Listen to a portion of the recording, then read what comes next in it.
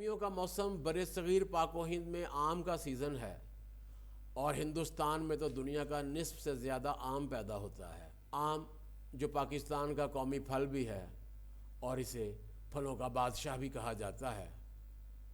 اگر یہ کہا جائے کہ اردو شاعری میں کسی پھل کی سب سے زیادہ تعریف ہوئی ہے تو وہ آم کا اظہار انڈیا کے ایک مزاحیہ شاعر ساغر خیامی نے ان الفاظ میں کیا ہے: پھل کوئی زمانے میں نہیں آم سے بہتر، کرتا ہے ثنا آم کی غالب سا سخنور۔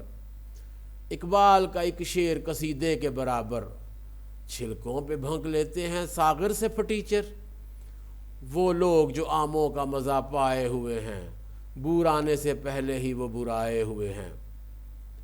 یہاں ہم بات آموں کے متعلق شاعری پر نہیں کر رہے، بلکہ یہاں پھلوں کے راجا کے متعلق بادشاہوں کے قصے بیان کرتے ہیں۔ تو سب سے پہلے چونسا آم کے نام کا ذکر کرتے ہیں۔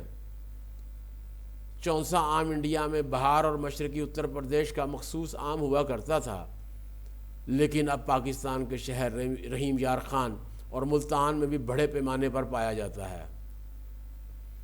مشرقی اتر پردیش سے اس کے خاص تعلق کی بنیاد پر اسے پہلے غازی پوریا کہتے تھے، جیسے کہ آج کل آم کی ایک خاص قسم بمبیا اور ایک دوسری کلکتیا کہلاتی ہے۔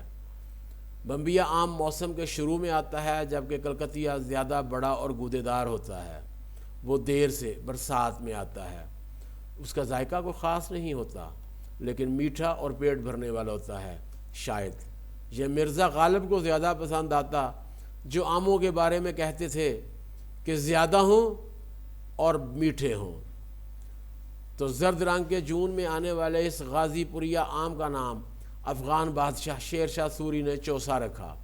دراصل جب انہوں نے سن 1539 کی جنگ میں ہمایوں کو بہار کے علاقے چوسا میں شکست دی تو انہوں نے جیت کا جشن اپنے پسندیدہ آم سے منایا اور اس آم کا نام چوسا رکھا، جسے اب چونسا بھی کہا جاتا ہے۔ کہتے ہیں کہ انہوں نے اپنی جیت کے تحفے کے طور پر یہ آم دوسرے سرداروں کو بھی بھیجے۔ چوسا کی جنگ نے جہاں شیر شاہ سوری کی بادشاہت کو مستحکم کیا، وہیں چوسا کی اہمیت بھی بڑھ گئی۔ جب مغل بادشاہ شاہ جہان دکن میں برہان پور میں گورنر تھے تو انہوں نے 2 آم کے باغات وہاں لگائے تھے، جن میں سے 2 آموں کے درخت انہیں بہت پسند تھے۔ جب وہ بادشاہ بنے تو دکن کی ذمہ داری ان کے بیٹے اورنگزیب کے حصے میں آئی۔ اورنگزیب کو سخت ہدایت تھی کہ اس آم کی خاص طور پر نگرانی کی جائے اور اس کا پھل انہیں وہ جہاں کہیں بھی ہوں آگرے یا دلی بھیجا جائے۔ چنانچہ بادشاہ کی ہدایت پر اس کی نگرانی کے لیے آم کے سیزن میں خاص طور پر محافظ تعینات کیے جاتے تھے، اور دوسرے دنوں میں ان درختوں کا خاص خیال رکھا جاتا تھا تاکہ اچھے پھل آئیں۔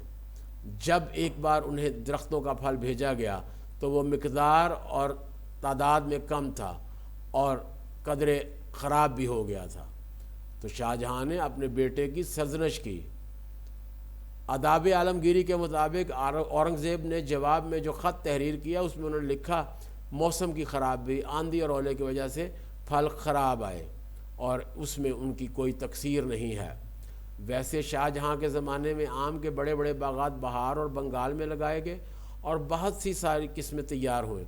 ویسے آج بھی 1500 سے زائد آموں کی اقسام بر صغیر میں موجود ہیں، اور اب تو ایک ایک درخت کی مختلف شاخوں میں مختلف اقسام کے پھل لگائے جاتے ہیں اور ان کی نمائش بھی ہوتی ہے۔ شاہ جہاں کی طرح اورنگزیب کو بھی آم بہت پسند تھے اور انہیں تحفے میں آم بھیجے جاتے تھے۔ ایک بار ان کے بیٹے نے اورنگزیب کو 2 نئی اقسام کے آم بھیجے اور ان سے ان کا نام رکھنے کی درخواست کی۔ اگرچہ بھارت میں اورنگزیب کو ہندوؤں سے نفرت کرنے والوں کے طور پر پیش کیا جاتا ہے، لیکن ایسا نہیں تھا، کیونکہ ان کے دربار میں سب سے زیادہ ہندو جاگیردار ہی تھے۔ بہرحال انہوں نے اپنے بیٹے کی درخواست پر ان دونوں آموں کے نام سنسکرت زبان میں رکھے۔ ایک آم کا نام سدھا رس رکھا تو دوسرے کا رسنا ولاس۔ سنسکرت لفظ سدھا کا مطلب امرت ہے اور دوسرا لفظ رس یعنی جوس ہے۔ اس طرح یہ آم امرت کا جوس ٹھہرا۔ امرت کو اردو میں آپ آب حیات کے طور پر بھی سمجھ سکتے ہیں۔ سنسکرت لفظ رسنا کا مطلب ہندی میں زبان ہوتا ہے، جس سے آپ کو ذائقے کی پہچان تو ہوتی ہے، جبکہ ولاس کا مطلب فرحت، خوشی یا مزہ ہے۔ یعنی اسی طرح دوسرے آم کا نام زبان کا مزہ ٹھہرا۔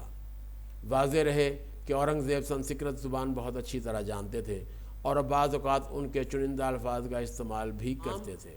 کے بارے میں مرزا غالب کہا کرتے تھے کہ عام ہوں اور بہت سارے ہوں۔ ان کے بارے میں ایک قصہ مشہور ہے کہ ایک دفعہ وہ آم کھا رہے تھے تو ان کے ساتھ ایک اور شاعر دوست بیٹھے تھے، تو انہوں نے آم کھاتے ہوئے چھلکے باہر پھینکنے شروع کر دیے۔ ایک گدھا وہاں سے گزرا تو اس نے آموں کے چھلکوں کو منہ لگایا اور کھائے بغیر چلا گیا۔ تو اپنی طرف سے ان کے دوست شاعر نے ان کے اوپر پھپتی کسی، دیکھو مرزا، گدھے بھی آم نہیں کھاتے۔ تو مرزا نے اس کے جواب میں کہا ہاں واقعی گدھے آم نہیں کھاتے، یعنی الٹا ان کو کر دیا۔ تو مرزا غالب جو تھے وہ آموں کے بہت زیادہ شوقین ہوتے تھے۔ علامہ اقبال بڑے شوق سے آم کھایا کرتے تھے۔ ساغر خیامی کی نظم کا جو آخری حصہ ہے اس کے ساتھ ہم اس پروگرام کو ختم کرتے ہیں۔